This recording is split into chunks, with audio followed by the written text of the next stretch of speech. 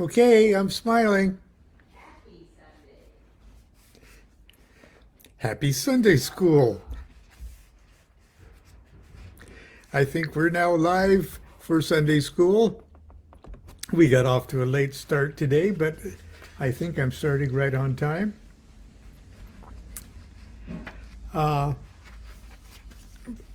Just for today's Sunday School lesson, we're going to talk about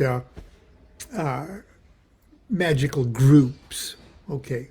Now, over the years, I belonged to lots of magical groups, and let me say at the outset that every one of them, without exception, has been a rewarding and sometimes enlightening experience. And they all had something to offer me, and it was something, or is something, that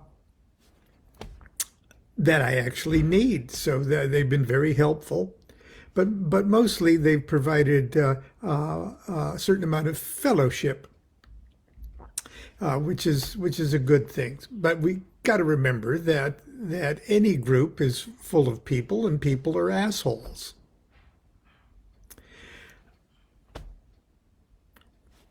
Or can be, and no matter what organization it may be they belong to, if they're going to behave in unworthy ways, they're going to go ahead and do that, no matter what religion they are or what group they belong to. So it's really completely unfair to project the shortcomings of individuals and project that upon a whole organization. But I belong to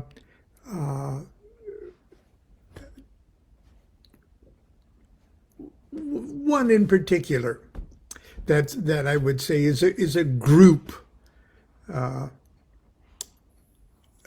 organization, and have been for well over 45 years.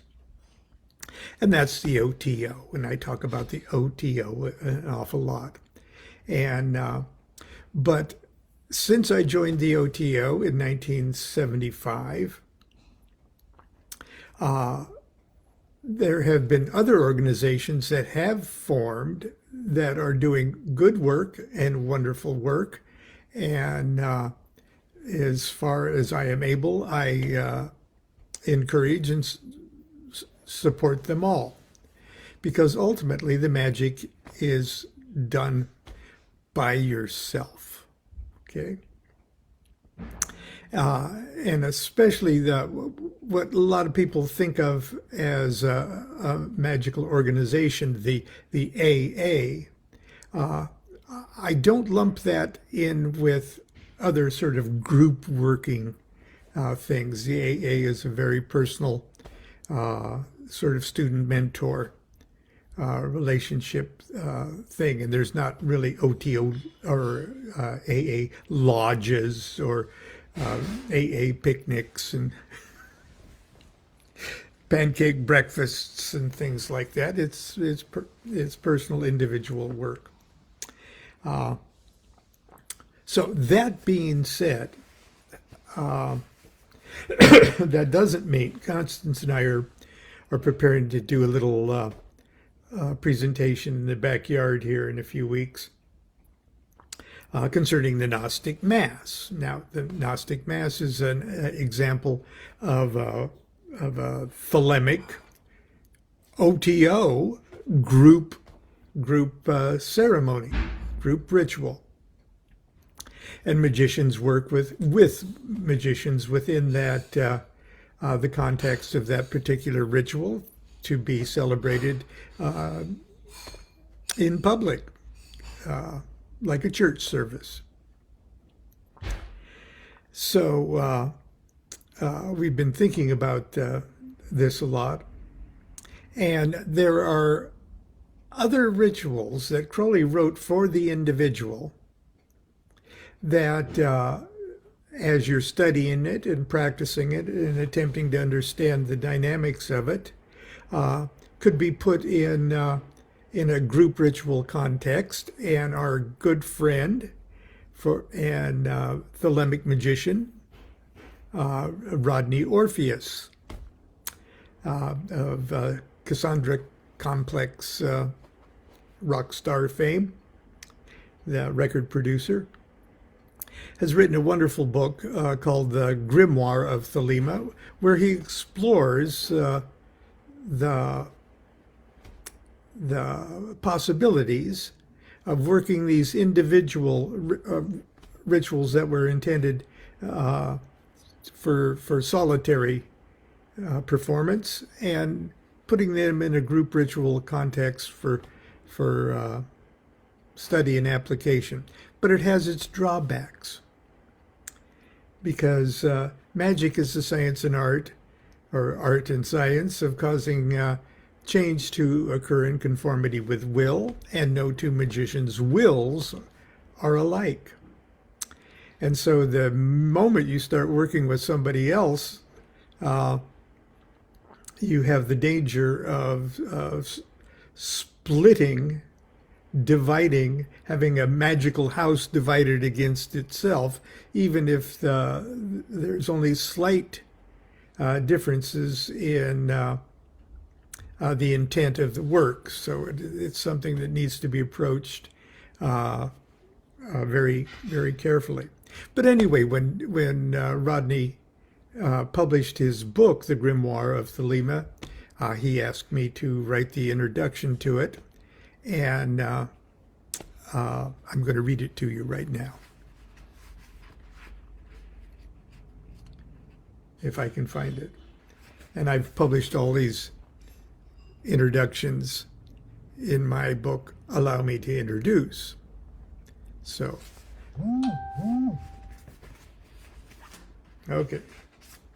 My phone made a funny noise there. So this is written for Rodney Orpheus, Grimoire of Thelema. And it was, this edition was published by Abrahadabra Press in Stockholm. Do what thou wilt shall be the whole of the law. Magic is a lonely art.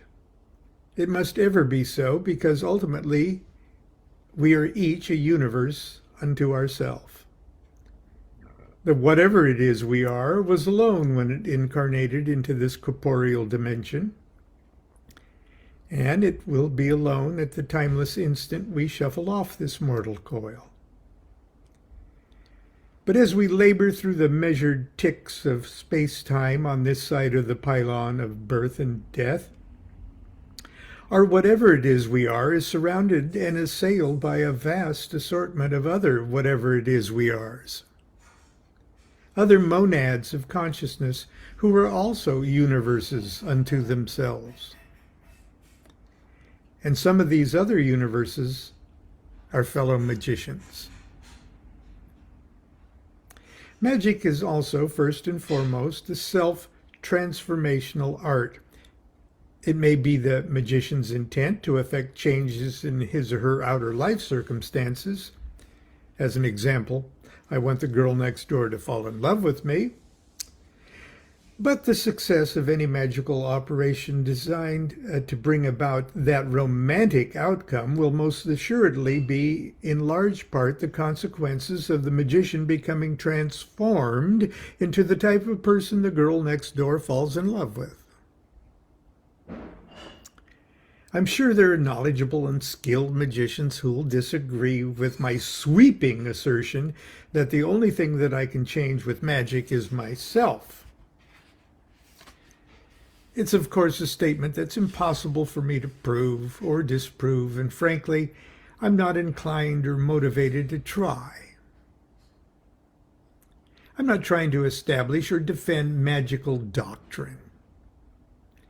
I simply know that for me, at this season of my life, at this moment in my magical career, the thing that needs to change the most in my world is me.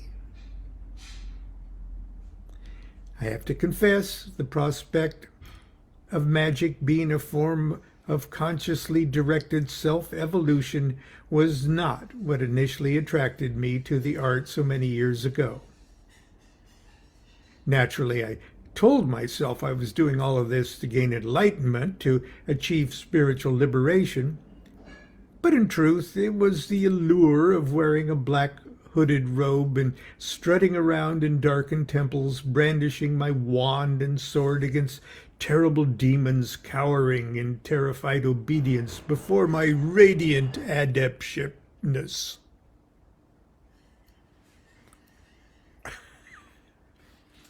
Man, I would look so cool doing that.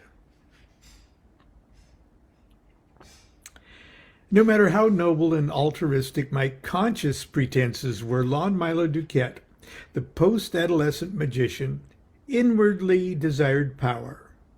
Power to master the cruel and chaotic circumstances of my life. Power to right the wrongs I was witnessing in the world around me. Power to set things straight and in harmony with my own, obviously already enlightened vision of personal, moral, social, political, and spiritual absoluteness. As comically deluded as I might have been, there is of course nothing fundamentally wrong with such youthful and militant idealism.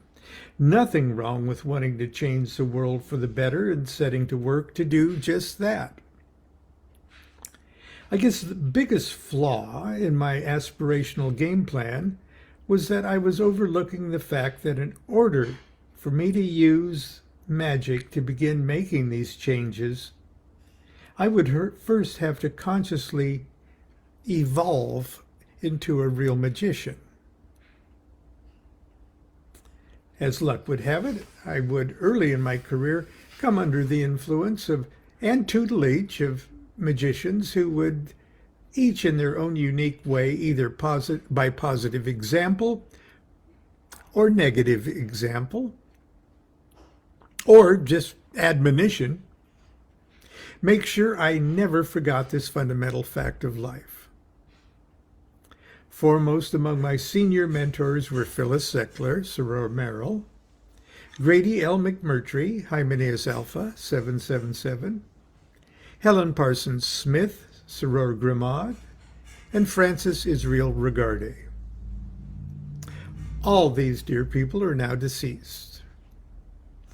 McMurtry and Regarde trained directly under Crowley, and Seckler had been the student of Jane Wolfe, a student of Crowley's, and a one-time resident of Crowley's famous Abbey of Thelema in Sicily.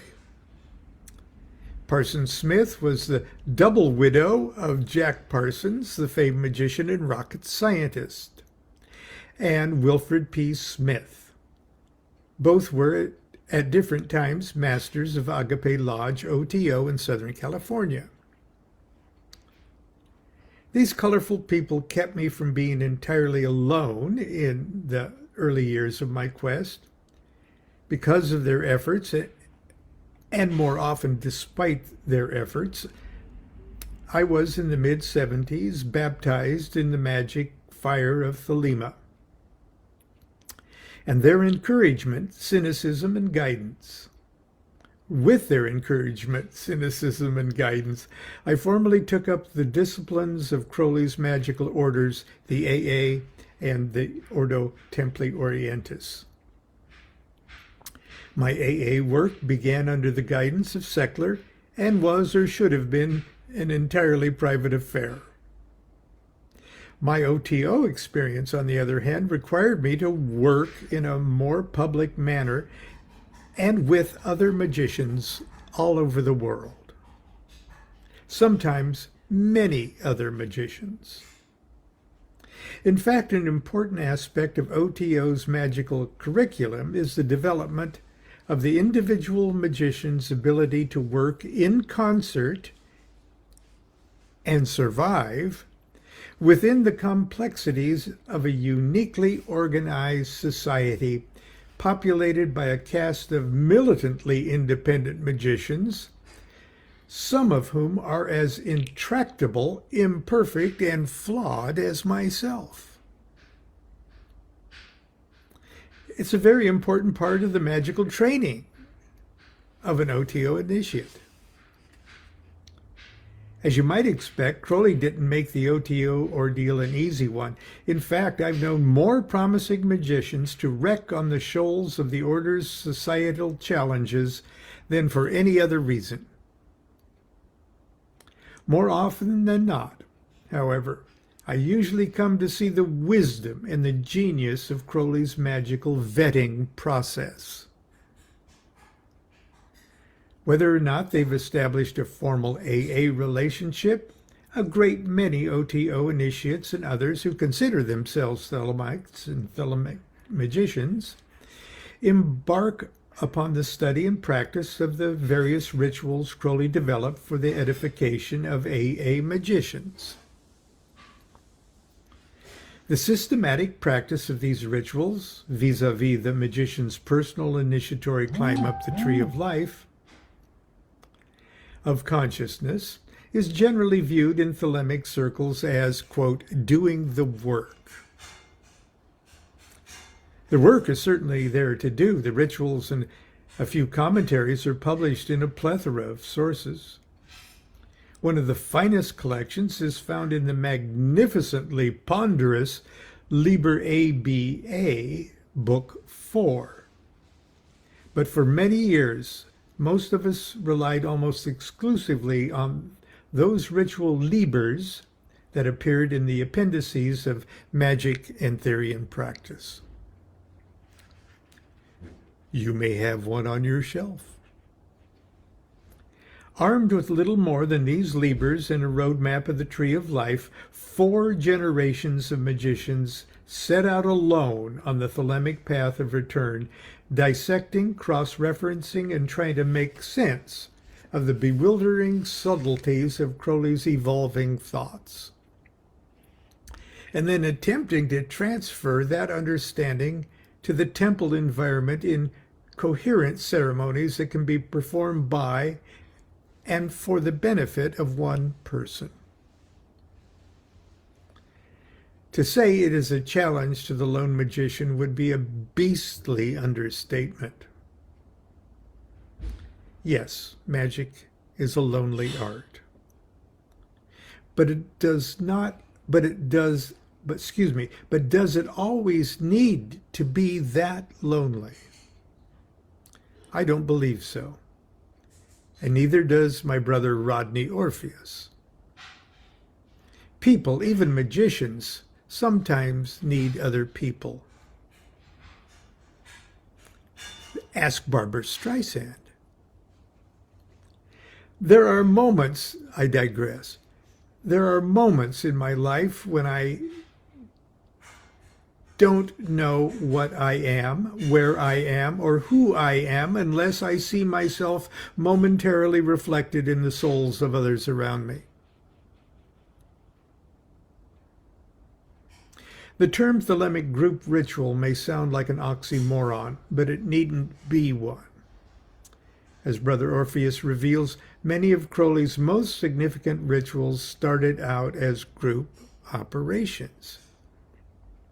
For me, it is profoundly helpful and at times even necessary to see the complex dynamics of my own inner magical mechanisms portrayed as different officers in a ritual. I can and of course must eventually integrate all these officers into myself. But first I have to know who they are, what they do, and what they mean to me. That is the most easily and elegantly done. That is most easily and elegantly done by seeing them operate in group drama. I took one look at Rodney's group treatment of the ritual of the Mark of the Beast and the invocation of Horus and was thrown back in my chair with stunned admiration. My gods, why hasn't someone done this before? This might sound like a rhetorical question, but in fact, it does indeed have an answer.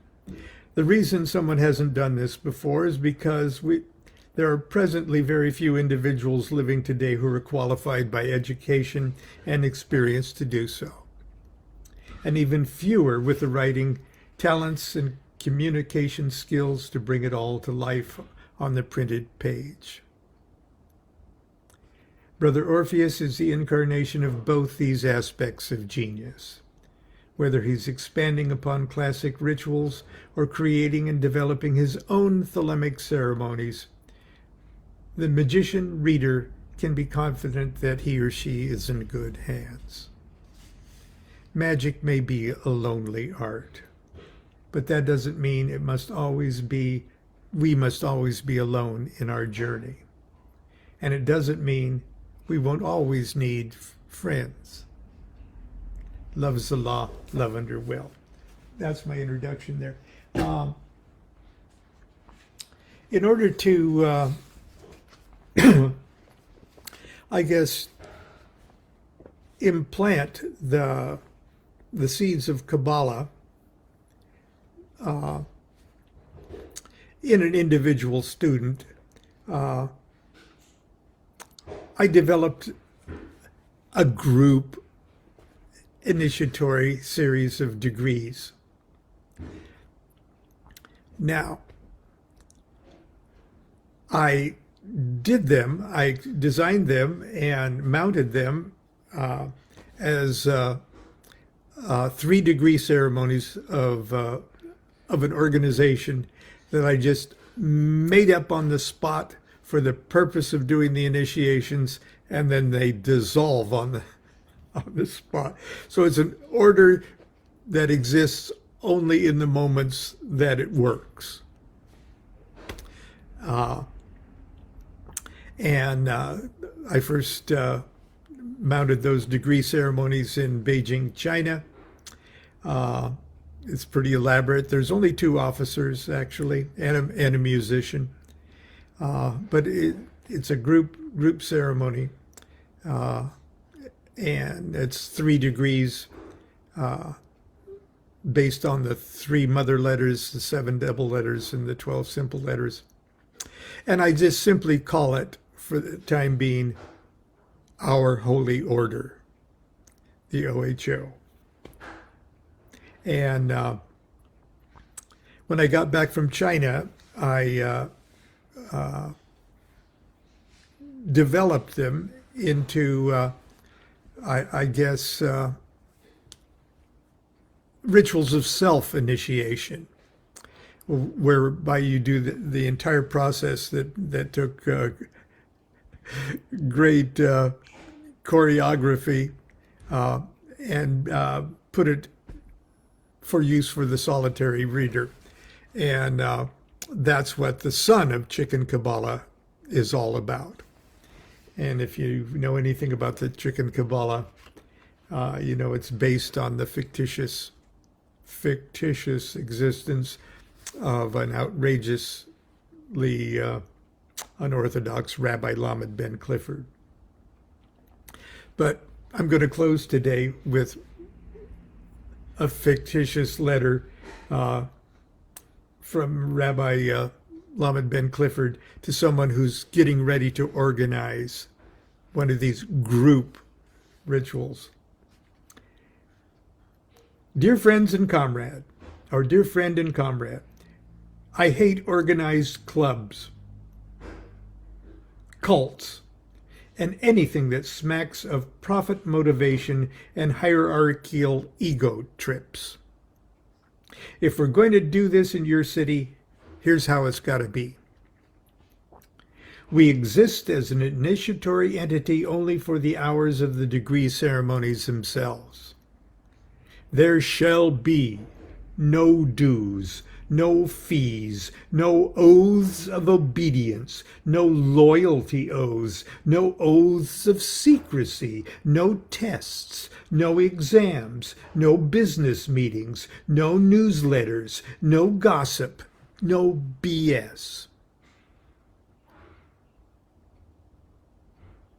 The officers for the initiation ceremonies are you, me, and a musician technician to play a few organ notes and run a simple slideshow. Be prepared to personally shoulder all financial responsibility. I'll send you the scripts and material. You book my flights, hotel, and make all the arrangements. Then don't worry about it.